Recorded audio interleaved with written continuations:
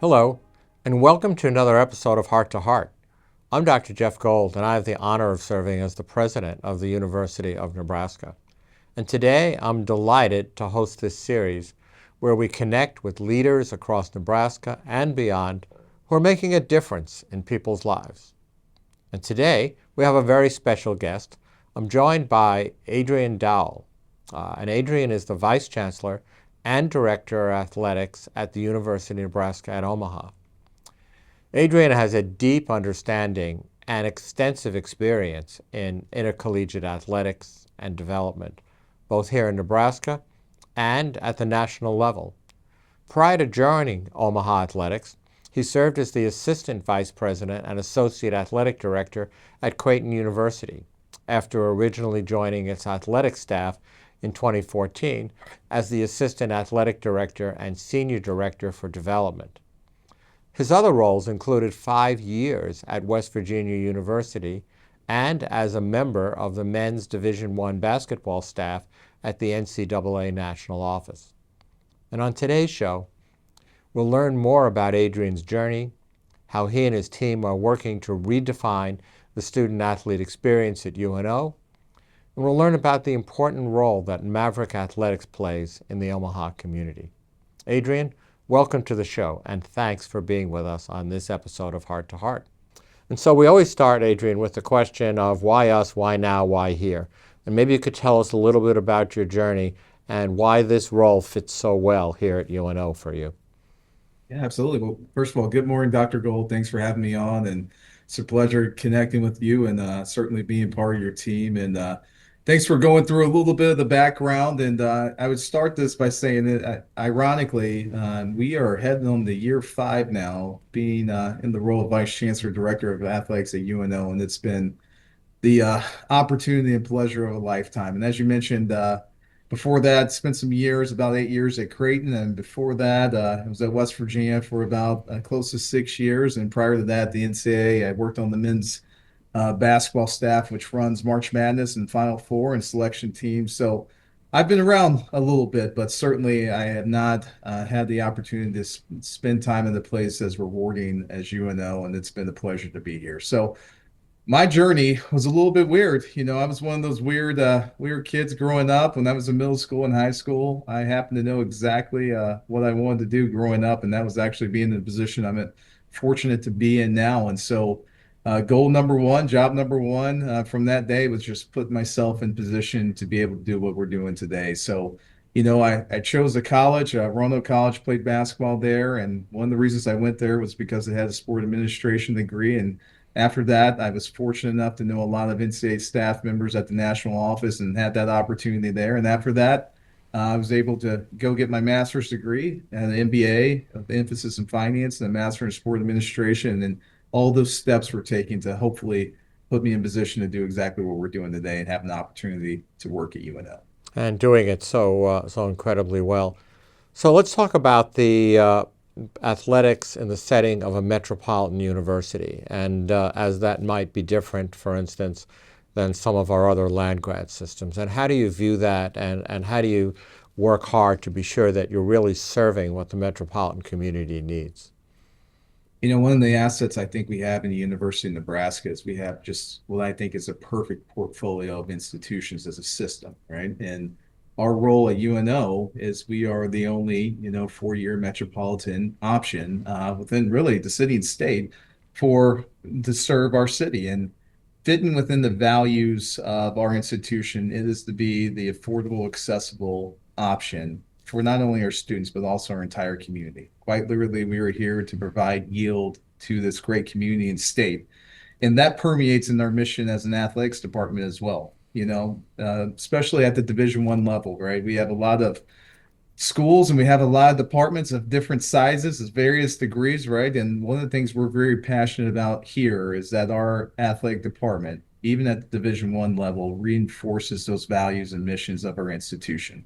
And it quite literally, it impacts every degree of operation we have, right? From the number of events we do.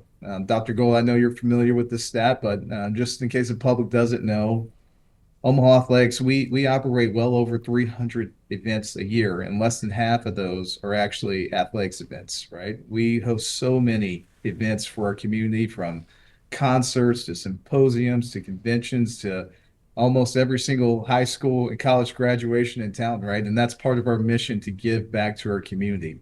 It permeates, even if you think of some of our revenue generation that we do for our athletics program. We still are very mindful to be that affordable, accessible option for constituent groups of the city. And even too, one of the things we're very passionate about for our student athletes is giving back to the community. I'm so proud of our student athletes and coaches. They've really championed this initiative. And ironically, we are top 20 in the entire nation in what we give back community service wise. So all of those things impact our philosophy of how we operate our operation, and that's to reinforce the missions and values of our institution. Well, that's so well said, Adrian. And, that's a natural connection to this whole student experience. There's, from our audience's perspective, they may think about this, about what happens on the hardwood and what happens on the gridiron. But there's so much more, not just academically, but experientially. And maybe you just take a minute and talk about the richness of the student experience that occurs at UNO. I think it's such a feather in the cap for the entire University of Nebraska. I think this system has been pioneers in what it means to supporting the whole experience for a student athlete. We are passionate about the holistic experience for Maverick student athletes, and we put a lot of thought, we put a lot of resources into the innovation of making this as rewarding experience as possible. Here's a reality, the vast majority of our student athletes, let's call it 98% of them, right? This is it, right? Once they cross the stage, hopefully, they will transition into the workforce and pursue something professionally. There's a few of our players that may have an opportunity maybe to pursue professional sports, but our goal is to get them ready for that moment. And so what we really, really reinforce and what we really, really invest in is giving them a rewarding experience while they're here, whether that is not only the experience they have on the court or on the ice or during competition, but who they have the opportunity to play for and play with, to the facilities they have the opportunity to play in, to the fan experience, certainly. And then also what we're doing behind the scenes, from mental health to nutrition to sports medicine to sports science. All of those are incredible things that we really take pride in, because when our student athletes walk across the stage, they know they were really, really supported in their time in them. Yeah, so, critically important also to understand that they do exactly that. They walk across the stage. That is to say, the degree completion rates and the academic success are incredibly prominent. Yeah, you nailed it. We are fortunate to have a 95% graduation success rate here at UNO. And in addition to that, a 3.5 cumulative GPA. And Dr. Gold, I know you were certainly a lot smarter than I was when I was in college, for sure. But let me tell you, achieving a 3.5 GPA, much less on top of the rigors of Division I athletics, and graduating 95% of your student athletes, I think that's something we cannot lose sight of, especially as college athletics certainly evolves. I think the educational mission of college athletics needs to remain paramount. And that's something we're really married to reinforcing here in UNO. Clearly.